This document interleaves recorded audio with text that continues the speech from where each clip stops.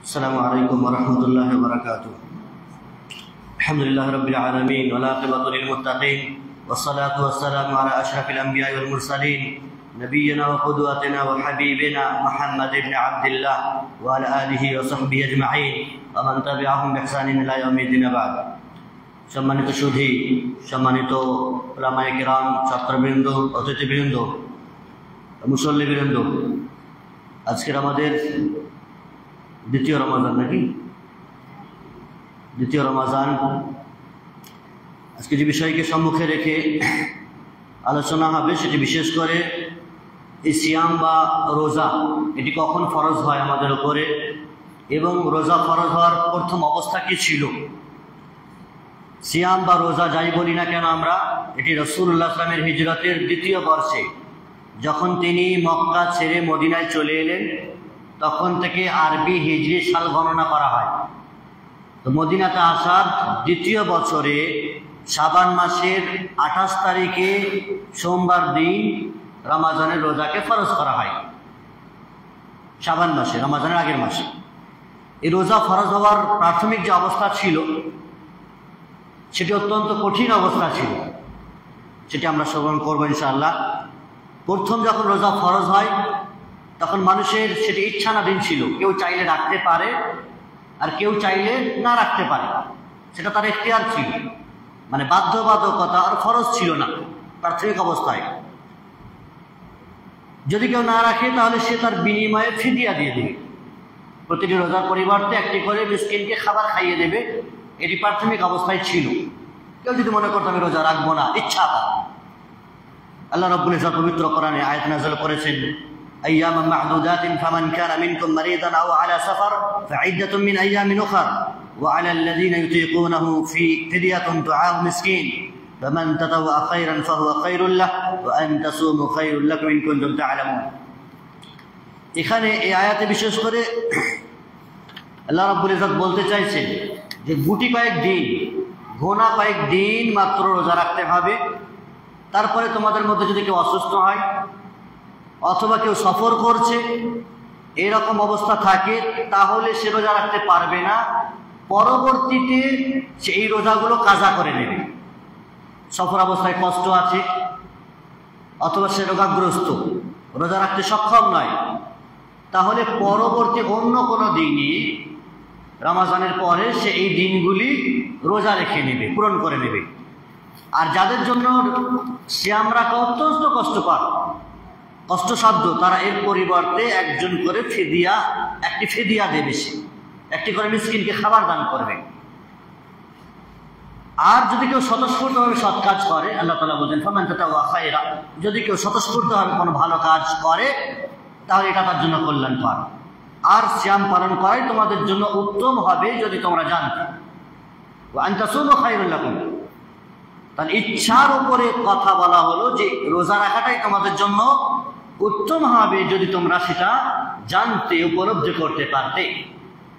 এই আয়াতের স্বাভাবিক যে অর্থ সেটা হচ্ছে যে সমস্ত লোকেরা রোগজনিত কারণে অথবা সফরের কারণে, রোগজনিত কারণে কিংবা সফরের দরুন নয়, বরং সাওম পূর্ণ সামর্থ্য থাকার পরেও রাখতে চাই না, তাদের জন্যও সাওমের বদলে ফিদিয়া দেওয়ার সুযোগ রয়েছে।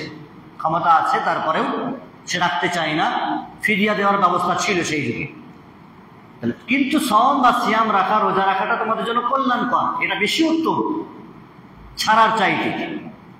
কিন্তু সাথে সাথে এতটুকু বলে দেওয়া হয়েছে যে সিয়াম রাখাটা কল্যাণ এবং উত্তম হবে।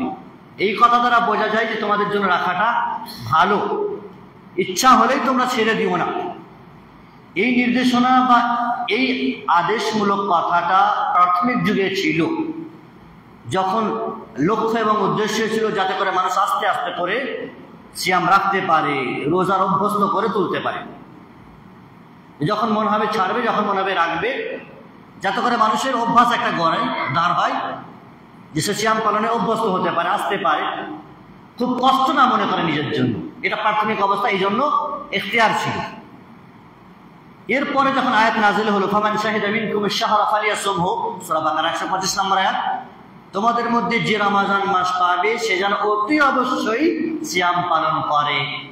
এই আয়াত দ্বারা এখতিয়ারগত বিষয়টি একেবারে নাকচ করে দেওয়া হলো, যে আর এখতিয়ার নয়, আর ইচ্ছানাধীন নয়, এবার রমাজান মাস পেলেই তোমাকে রোজা রাখতে হবে।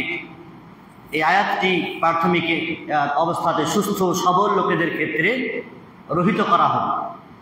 যারা সুস্থ আছো, সতেজ আছো, আর তোমার ইচ্ছা চলবে না, এবার তোমাকে রাখতেই হবে, বাধ্যবাধকতা হয়ে গেল তোমার জন্য, ফরজ করে দেওয়া হবে। কিন্তু তারপরেও যে সমস্ত মানুষেরা বার্ধক্যজনিত কারণে রাখতে পারবে না, অপারগ যারা, দীর্ঘদিন রোগে ভুগছে যারা, তাদের ক্ষেত্রে রয়েছে, বা যারা একেবারেই চিরতর রোজা রাখতে পারবে না, এমন দুরারোগ্য রোগে ব্যাধিতে আক্রান্ত যে এই রোগ আর ছাড়বে না, ভবিষ্যতে কোনো চান্স নেই রোজা রাখা, তাহলে এই সমস্ত মানুষদের জন্য ফিদিয়ার ব্যবস্থা করা হলো, যে এরা ফিদিয়া দেবে। প্রতিটি রোজার বিনিময়ে একটি করে মিসকিনকে খাবার খাওয়াবে। সেটি রমাজানেও খাওয়াতে পারে আর রমাজানের বাইরেও খাওয়াতে পারে, এটা ইখতিয়ার রয়েছে।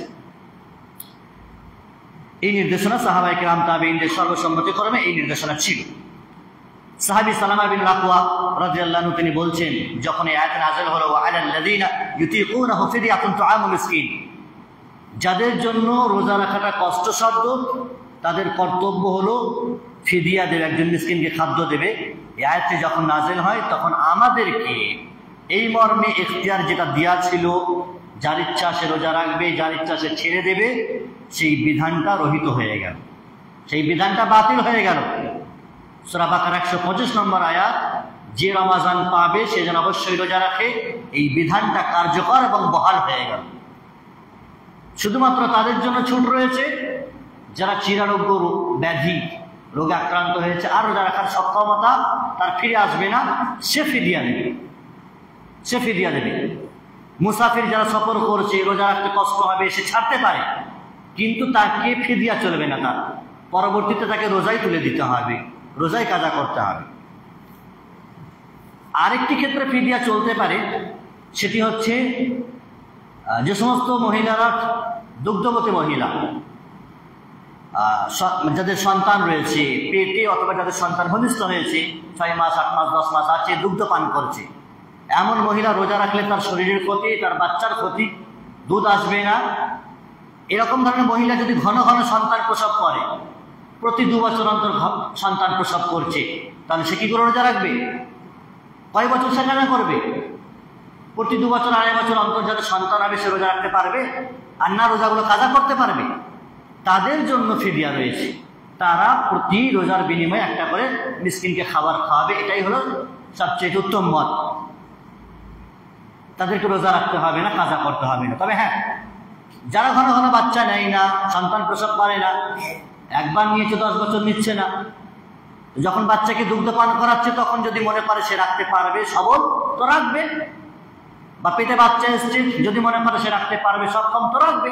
আর যদি মনে করে যে না কষ্ট হচ্ছে, বমি হচ্ছে, পারছি না আমি, তাহলে সে রাখবে না, বরং সে পরবর্তীতে যদি সময় হয় তাহলে কাজা করবে। তাহলে এই বিধানটি নাযিল যে আগে হয়েছিল প্রাথমিক অবস্থায়, যে যার ইচ্ছা হবে রোজা রাখবে, যার ইচ্ছা হবে ছেড়ে দেবে, সেই বিধানটা কিন্তু বাতিল হয়ে গেছে। এখন বিধান হলো রমাজান মাস পেলেই তোমাকে রোজা রাখতে হবে, একমাত্র শরীয়তগত ওজর বা আপত্তি ছাড়া। আরেকটি অবস্থা ছিল প্রাথমিক যুগে রোজার, সেটা হচ্ছে এশার সময় পর্যন্ত পানাহারের অনুমতি ছিল। এশার সময় পর্যন্ত সে খাবার দাবার খেতে পারবে। যদি এশার মধ্যে কেউ খাবার দাবার না খায়, খেতে না পারে, আর ঘুমিয়ে গেছে, তার জন্য খাবার খাওয়া হারাম। পরবর্তী দিন একদম মাগরিবে সে ইফতারি করবে, আর কিছু খেতে পারবে না, সাহারিও খেতে পারবে না। সিয়াম ফরজ হওয়ার এটা একটা বিষয় ছিল, যে ইফতার করার পর এশার নামাজের পূর্বেই তাকে পানাহার করে নিতে হতো। যদি এই সময়ে কেউ পানাহার না করেছে, খেতে না পেরেছে, তাহলে কিন্তু এশা টপকে গেলে আর সে খেতে পাবে না। কত কঠিন পরিস্থিতি ছিল সেই সময়, যে একেবারে শুকিয়ে থাকতে হবে, কখন? পরবর্তী মাগরিব পর্যন্ত। অত্যন্ত কঠিন অবস্থা ছিল। কিন্তু পরে এই বিধানটাও রহিত হয়ে যায়। তাহলে উম্মত মুহাম্মাদের জন্য আল্লাহ রাব্বুল ইজ্জত অত্যন্ত সহজ করেছেন। ইউরিদুল্লাহু বিকুমুল ইউসরা ওয়ালা ইউরিদু বিকুমুল উসরা। আল্লাহ তাআলা তোমাদের জন্য সহজ করতে চান, কঠিন করতে চান না। তো পূর্বের কঠিন অবস্থাটা না বললে তো সহজটা বুঝে আসবে না। পূর্বের কঠিন অবস্থাটা শ্রবণ করেন, তাহলে সহজে বুঝে আসবে। বারা ইবনে আযিব রাদিয়াল্লাহু তাআলা তিনি বর্ণনা করেছেন, তিনি বলছেন যে রাসূলুল্লাহ সাল্লাল্লাহু আলাইহি ওয়াসাল্লামের সাহাবীগণের অবস্থা ছিল এই, যদি তাদের মধ্যে কেউ রোজা পালন করতেন আর ইফতারের সময় হয়ে গেছে, ইফতার না করে যদি কেউ ঘুমিয়ে গেছে, তাহলে পরের দিন সন্ধ্যা পর্যন্ত আর কিছু খেতে পাবে না। ঘুমিয়ে গেছে মানে তোমার খাবার হারাম হয়ে গেছে, একেবারে পরের দিন ইফতারি করবে। কায়েস ইবনে সিরমা আনসারী রাদিয়াল্লাহু তাআলা তিনি একবার এভাবে রোজা রেখেছিলেন, আর ইফতারের সময় তিনি তার স্ত্রীর কাছে এসে জিজ্ঞাসা করলেন যে তোমার কাছে কিছু আছে খাবার? তিনি বলছেন যে না, তবে হ্যাঁ দেখছি খুঁজে। তার স্ত্রী খাবার খুঁজতে লাগলেন, আর খুঁজে খাবার আনার আগেই দেখছেন যে তার চোখ বুজে গেছে, তার স্বামী ঘুমিয়ে গেছেন। আর এদিকে এসার সময় পার হয়ে গেল। তারপরে তার স্ত্রী যখন দেখলেন, তাকে বললেন, সে জেগে গেল। তখন তার স্বামীকে বলছেন, আপনি তো বঞ্চিত হয়ে গেলেন খাবার থেকে, বঞ্চিত হয়ে গেলেন, আপনি যে ঘুমিয়ে গেছিলেন। পরের দিন দুপুরবেলায় সেই সাহাবী কায়েস ইবনে সিরমা তিনি অজ্ঞান হয়ে গেলেন, খাবারের কারণে খেতে পারেনি, একেবারে অজ্ঞান হয়ে গেলেন। এই ঘটনাটি যখন রাসূলুল্লাহ সাল্লাল্লাহু আলাইহি ওয়াসাল্লামের কাছে পেশ করা হলো, জানান দেওয়া হলো, তখন কোরআনের আয়াত নাযিল হলো, সূরা বাকারার 187 নম্বর আয়াত, ওয়াহিল্লা লাকুম লাইলাতুস সিয়ামির রাফাতু ইলা নিসাইকুম, তোমাদের জন্য স্ত্রী সম্ভোগ করা হালাল, জায়েজ, বৈধ রমজানের রাত্রিতেও। দিনের বেলা জায়েজ নয় সহবাস করা, কিন্তু রাত্রিতে সহবাস করা জায়েজ আছে। মাগরিবের পর থেকে নিয়ে ফজর পর্যন্ত স্ত্রী সম্ভোগ করা, সহবাস করা, এটা তোমাদের জন্য জায়েজ করা হয়েছে। এটা তখনও দিনে সেটি জায়েজ ছিল না। এই হুকুম সম্বন্ধে যখন সাহাবায়ে কেরামরা অবহিত হলেন, তখন চরম খুশি হলেন যে সবকিছু তো তাহলে মাগরিবের পর আমাদের জন্য হালাল হয়ে গেল। পরবর্তীতে আয়াত নাযিল হচ্ছে সূরা বাকারার 187 নম্বর আয়াতই, ওয়াকুলু ওয়াশরাবু হাত্তা ইয়াতাবায়্যানা লাকুমুল খাইতুল আবিয়াদু মিনাল খাইতিল আসওয়াদ, আর তোমরা পানাহার করতেই থাকো যতক্ষণ না কালো রেখা থেকে ভোরের সাদা রেখা স্পষ্ট হয়ে যাবে। কালো রেখা সাদা রেখা মানে হচ্ছে দিন আর রাত। কালো রেখা কখন শেষ হয়ে যাবে? ভোরের শুভ্রতা যখন দেখা যায়, অর্থাৎ শুভে সাদিক, যেটা আমাদের সাহারির শেষ সময় বলা হয়। এই সময় কি হয়? কালো রেখা শেষ হয়ে যায়। এই সময় পর্যন্ত তোমরা খেতে পাবে। তাহলে পূর্বের যে বিধান ছিল মাগরিবের পর এশার সময়ের মধ্যে খেয়ে নিতে হবে, না খেলে আর খাওয়া হারাম হয়ে যাবে তোমার জন্য, ওই বিধান কিন্তু রহিত হয়ে গেল। এখন তোমার জন্য জায়েজ রয়েছে, তুমি মাগরিবের পর ঘুমাও, এশার পর ঘুমাও, কোনো সমস্যা নেই, তুমি ফজর পর্যন্ত খেতে পারবে, সাহারির শেষ সময় পর্যন্ত তুমি খেতে পারবে। ইমাম বুখারী রাহমাতুল্লাহ হাদিস থেকে বর্ণনা করেছেন। তাহলে বোঝা গেল সিয়ামের প্রথম অবস্থা অত্যন্ত কঠিন ছিল, গুরুতর অবস্থা ছিল, যার থেকে আল্লাহ রাব্বুল ইজ্জত আমাদের জন্য সহজ করেছেন, উম্মতে মুহাম্মাদের জন্য এটা ফেসিলিটি। তাহলে সেই রোজা যেটি আমাদের জন্য সহজ হয়েছে, সেটি আমরা অবশ্যই পালন করব, এবং রোজা রাখা অবস্থায় স্ত্রী সহবাস বা খারাপ কাজ, শরীয়ত বিরোধী কাজ, মিথ্যা কথা, মিথ্যাজনিত কাজকর্ম থেকে বেঁচে থাকব। কিন্তু এই স্ত্রী সহবাস যেটি হারাম রোজা রাখা অবস্থায়, সেটি আবার মাগরিবের পর থেকে হালাল হয়ে যায় একেবারে শুভে সাদিক পর্যন্ত। আল্লাহ রাব্বুল ইজ্জত নিজের আমাদের সকলকে মাহে রমাদান সংক্রান্ত এই সমস্ত বিধিবিধানগুলো সুন্দরভাবে জানার এবং মানার তৌফিক দান করেন।